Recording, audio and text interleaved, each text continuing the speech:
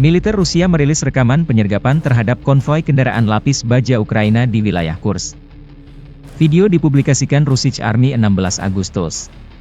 Tampaknya ini adalah bagian dari penghancuran kendaraan lapis baja yang videonya dipublikasikan sehari sebelumnya, demikian keterangan videonya. Dalam 24 jam terakhir, militer Rusia mengklaim menetralkan dan menangkap ratusan tentara Ukraina yang menerobos wilayah Kursk. Kementerian Pertahanan Rusia menerbitkan rekaman sejumlah personel Ukraina dari Brigade Serangan Udara Terpisah ke-82 dan Brigade Mekanis ke-154 yang ditangkap di wilayah Kursk.